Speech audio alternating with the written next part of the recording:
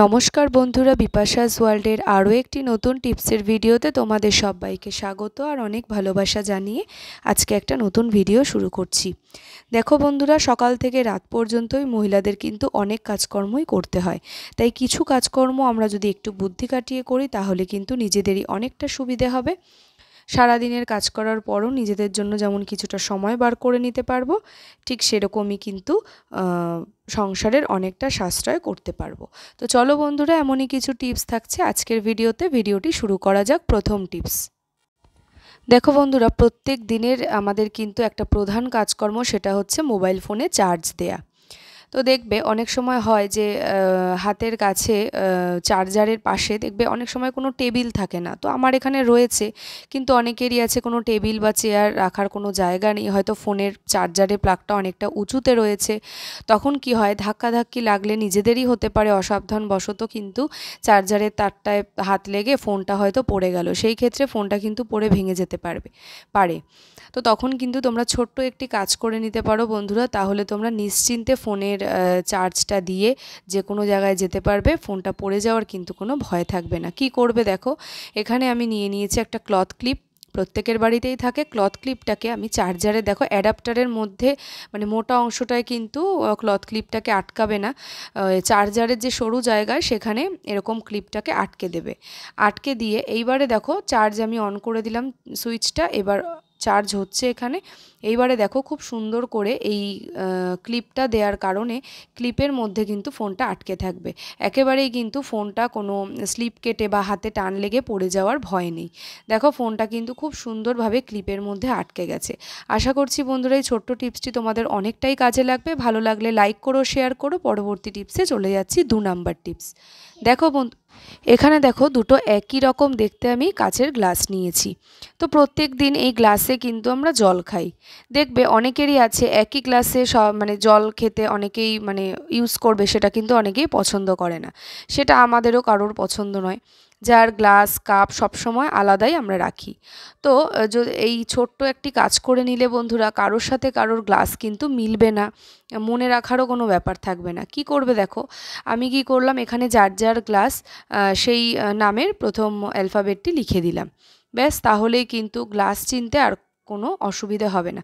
শুধু এরকম গ্লাস নয় বন্ধুরা, আমি গ্লাস দিয়ে মার্ক করে দেখালাম। এছাড়াও যে চায়ের কাপ, দেখবে একই কাপ এরকম হয়ে যায়, কারোর কাপে কারোর খাওয়া উচিত নয়।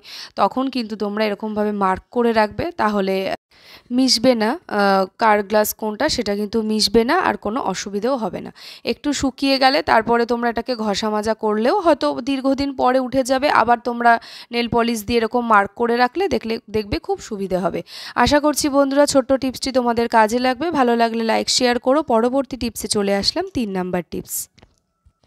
দেখো বন্ধুরা, দৈনন্দিন জীবনে আমাদের প্রধান কাজকর্ম হচ্ছে যখন আমরা রুটি করি, এই প্রত্যেক দিন এই রুটি করার জন্য আমাদেরকে কিন্তু এরকম আটাটাকে বেলে নিতে হয়, বা লুচি করার জন্য ময়দা বেলতে হয়।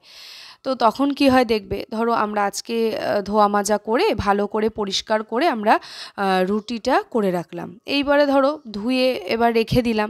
পরের দিন যদি এটা ধরো তোমরা এটা খোলা জায়গায় রেখে দিলে, তাহলে পরের দিন কি করতে হবে, আবার এটাকে ধুয়ে নিতে হবে। সেই ক্ষেত্রে কিন্তু এটা খুবই ঝামেলার একটা ব্যাপার, মানে প্রত্যেক দিন একই কাজ করতে হয়। তো সেই কারণে প্রত্যেক দিন রুটি করার পর যদি এটাকে ধুয়ে তারপর জলটাকে ঝরিয়ে যদি একটা প্লাস্টিকের মধ্যে বা কাপড়ের কোনো ব্যাগের মধ্যে ঢুকিয়ে মুখটাকে আটকে দিতে পারো, তাহলে কিন্তু দেখবে বাইরের কোনো ধুলো পোকামাকড় কোনো কিছু এটার মধ্যে যাবে না। তোমরা কিন্তু খুব শুকনোভাবেই এটাকে ইউজ করতে পারবে, আর ধোয়ার প্রয়োজন নেই। এটাকে ব্যবহার করার পর আবার ধুয়ে রেখে দিলে কিন্তু পরের দিন যখন ব্যবহার করতে হবে তখন কিন্তু এটাকে আর ধোয়ার কোনো প্রয়োজন নেই। অবশ্যই কিন্তু মুখটাকে খুব সুন্দর করে এয়ারটাইটভাবে বেঁধে রাখবে, যাতে বাইরের মানে একটুও ফাঁকা না থাকে প্লাস্টিকের মধ্যে, তাহলে কোনো পোকামাকড় ধুলোবালি কিচ্ছুই কিন্তু এই বেলুন চাকির মধ্যে পড়বে না।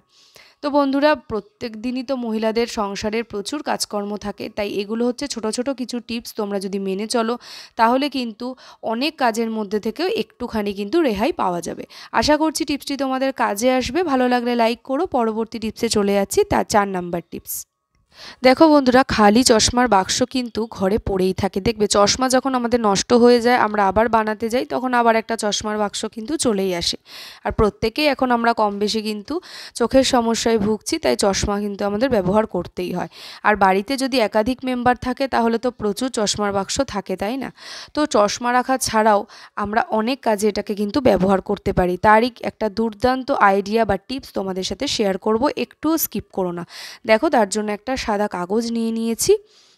এইবারে কি করছি, আমি এই চশমার বাক্সটার মাপে কাগজটাকে আমি একটু ফোল্ড করে নিলাম, নিয়ে এবারে এটাকে তিনটে আমি ভাগ করব। তিনটে টাইমের জন্য তিনটে ভাগ করব। শুনে হয়তো অবাক হচ্ছ, তোমরা দেখতে থাকো।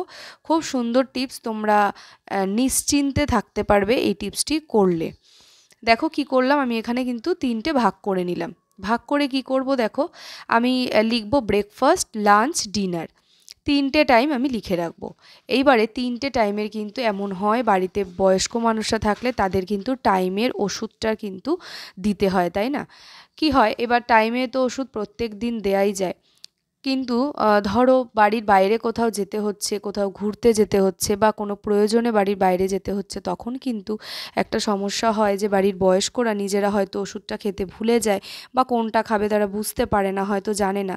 তাই তোমরা নিশ্চিন্তে কিন্তু বাইরে যেতে পারো, ট্রাভেল করতে পারো, তার জন্য এই ছোট্ট কাজটি করে রাখবে। কি করবে, দেখো ব্রেকফাস্ট, লাঞ্চ আর ডিনার আমি লিখে রাখলাম। এইবারে এই কাগজটাকে ধরে আমি বাক্সের মধ্যে ভালো করে আটকে দেব।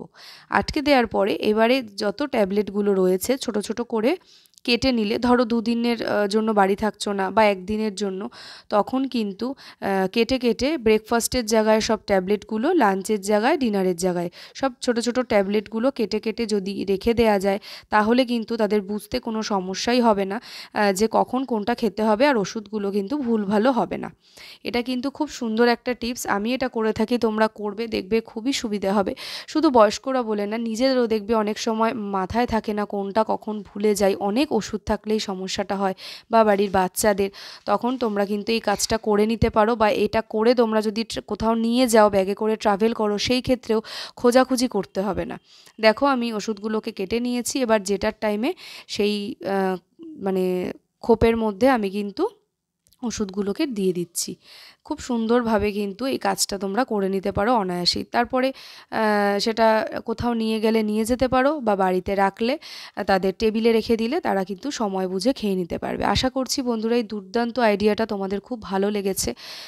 তো বন্ধুরা, আজকের ভিডিওতে কোন টিপসটা তোমাদের সবথেকে বেশি ভালো লেগেছে বা উপকারী মনে হয়েছে সেটা অবশ্যই আমাকে কমেন্ট বক্সে জানিও।